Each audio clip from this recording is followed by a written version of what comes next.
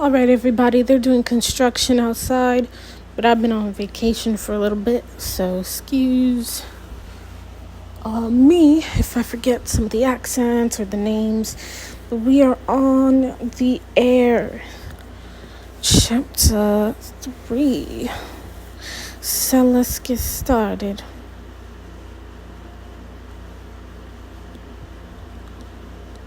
Actually, no, we're on chapter 4. Sorry, my bad. Yeah, see, I told you. Chapter 4.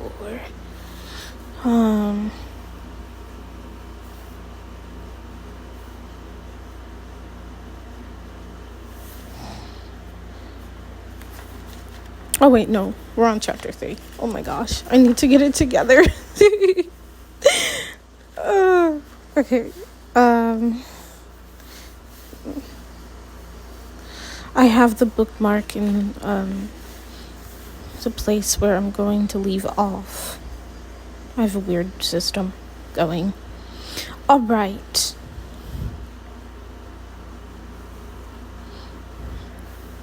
Chapter 3. I decided to take dinner in my room. I didn't feel like seeing my family at the moment. I was irate with all of them.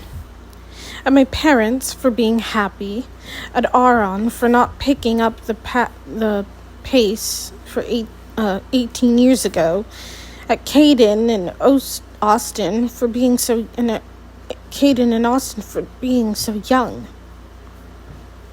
Nina circled me, filling my cup as she spoke. "Do you think you'll go through with it, miss?" she asked. I'm still trying to figure a way out. What if you said you were already in love with somebody? I shook my head as I poked at my food. I insulted my 3 last candidates right in front of them.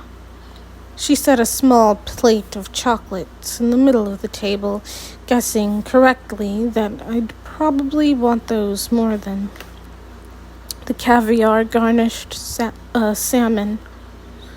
Perhaps a guard, then? Happens to the maids often enough, she suggested with a giggle. I scoffed. That's fine for them, but I'm not so desperate. Her laughter faded. I saw immediately that I had offended her, but that was the truth. I couldn't settle for any old person, let alone a guard, even considering it was a waste of time. I needed a way out of this whole situation. I don't mean it like that, Nina. It's just that people expect certain things from me. Of course. I'm done. You can go for the night. I'll leave the card in the hallway. She nodded and left without another word. I grazed over the chocolates. I grazed on the chocolates before completely giving up on the food and slipped into my nightgown. I couldn't reason with Mom and Dad right now, and Nina didn't understand.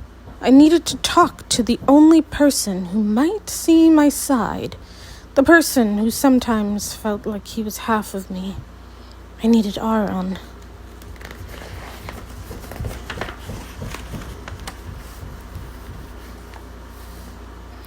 Are you busy? I asked, cracking his door. Aaron was sitting at his desk, writing.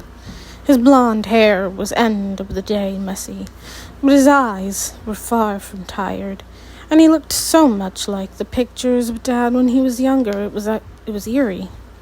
He was still dressed from dinner, but had taken off his coat and tie and was settling in for the evening. Knock, for goodness sake.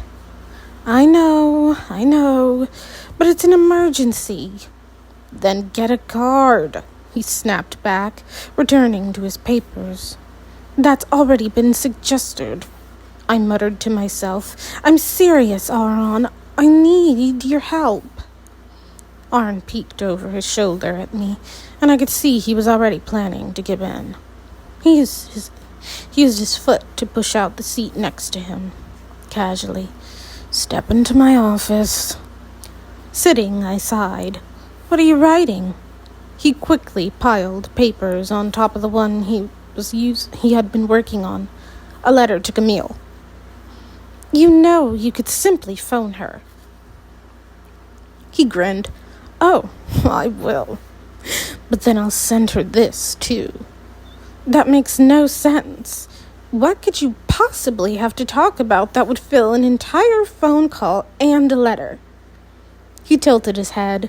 For your information, they serve different purposes.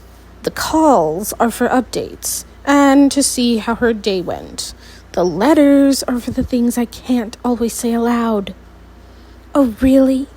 I leaned over, reaching for the paper. Before I could even get close, Aron's hand gripped my wrist.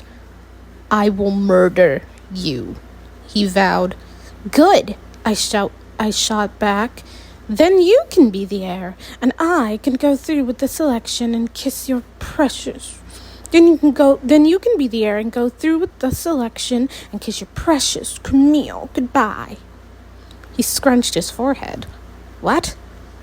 I slumped back into my chair. Mom and Dad need to boost morale. They've decided that for the take of Ilea. I said in mock patriotism. I need to go through a selection. I was expecting abject horror.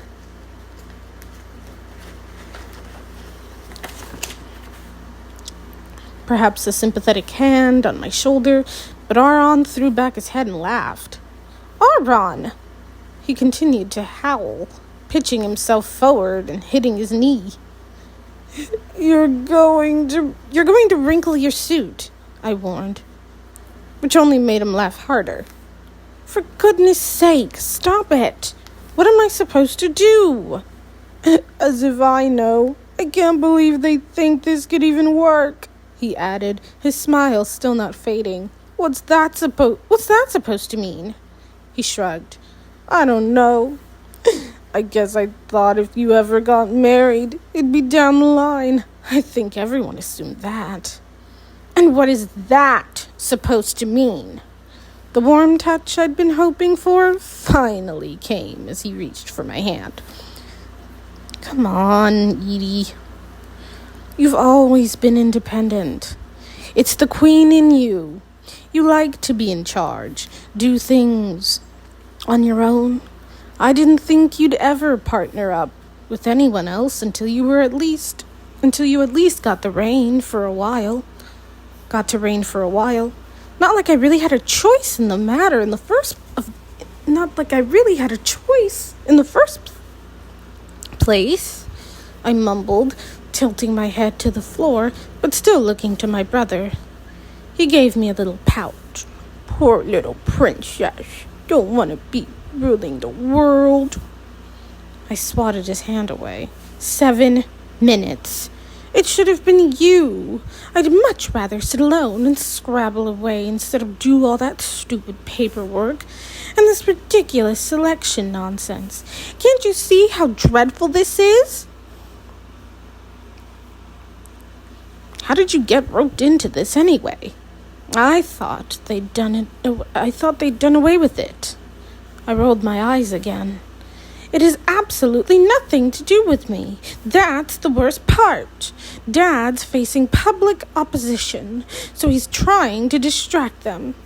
I shook my head. It's getting really bad, Aron. People are destroying homes and buildings and businesses. Some have died. Dad isn't completely sure where it's going or coming from, but he thinks it's people our age, generations that grew up without castes, causing most of it. He made a face. That doesn't make sense. How could growing up without those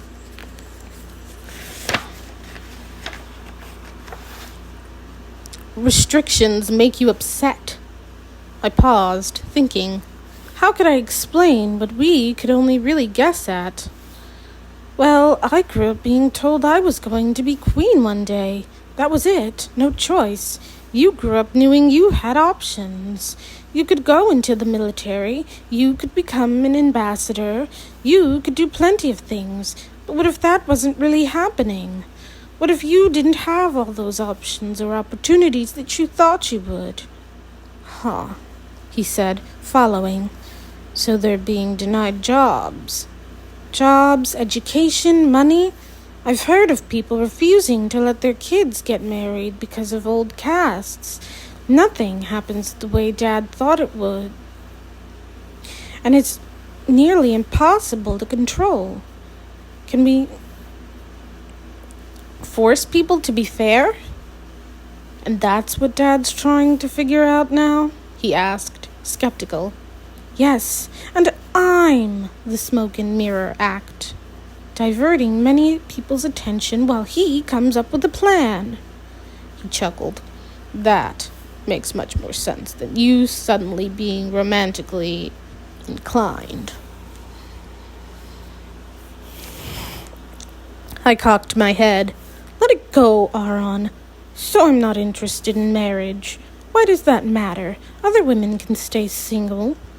But other women aren't expected to produce an heir. I hit him again. Help me! What do I do? His eyes searched mine, and I knew as easily as I could read any emotion of his that he saw I was terrified. Not irate or angry, not outraged or repulsed. I was scared. It was one thing to be expected to rule, to hold the weight of millions of people in my hands. That was a job, a task. I could check things off lists, delegate, but this was much more personal. One more piece of my life that ought to be mine, but wasn't. His playful smile disappeared, and he pulled his chair closer to mine. If they're looking to distract you, people, maybe you could suggest other opportunities. A possible marriage isn't the only choice. That said, if Mom and Dad came into this conclusion, they might have already exhausted every other option.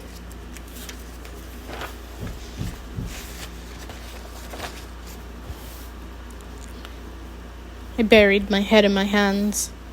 I didn't want to tell him I tried to offer up him as an alternative, or that I thought of Caden being or I thought that Caden might even be acceptable.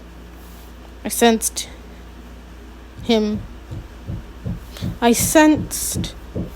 he was right, that the selection was their last hope. Here's the thing, Edie.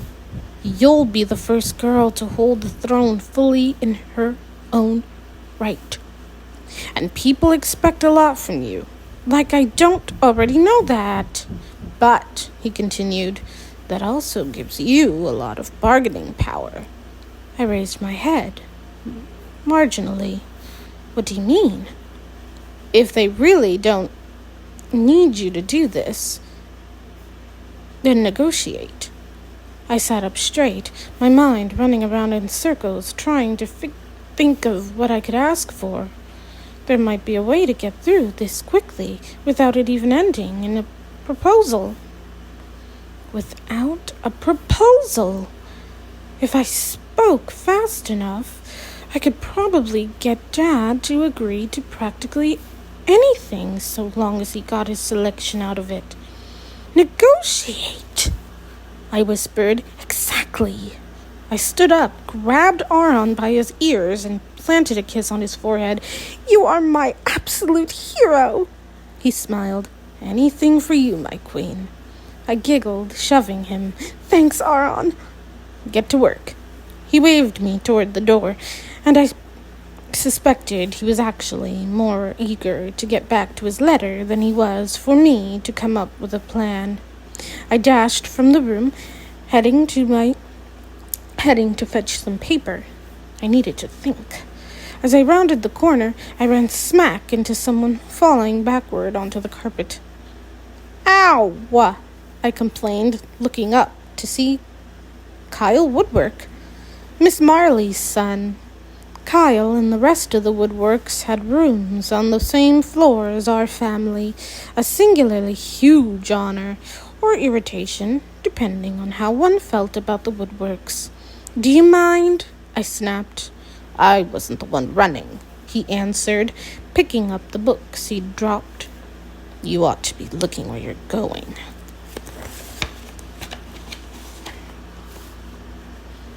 "A gentleman would offer his hand right now," I reminded him. Kyle's hair flopped across his eyes as he looked over at me. He was in desperate need of a cut and shave, and his shirt was too big for him. I didn't know who I was more embarrassed for, him for looking so sloppy, or my family for having to be seen with such a disaster. What was especially irritating was that he wasn't always so scruffy, and he didn't have to be now. How hard would it have been to run a brush through his hair? "Evelyn, you never thought I was a gentleman." "True." I pulled myself up without help and brushed off my robe. For the last 6 months, I had been spared Kyle's less than thrilling company. He'd gone to Fenley to enroll in some accelerated course, and his mother had been lamenting his absence ever since the day he left. I didn't know what he was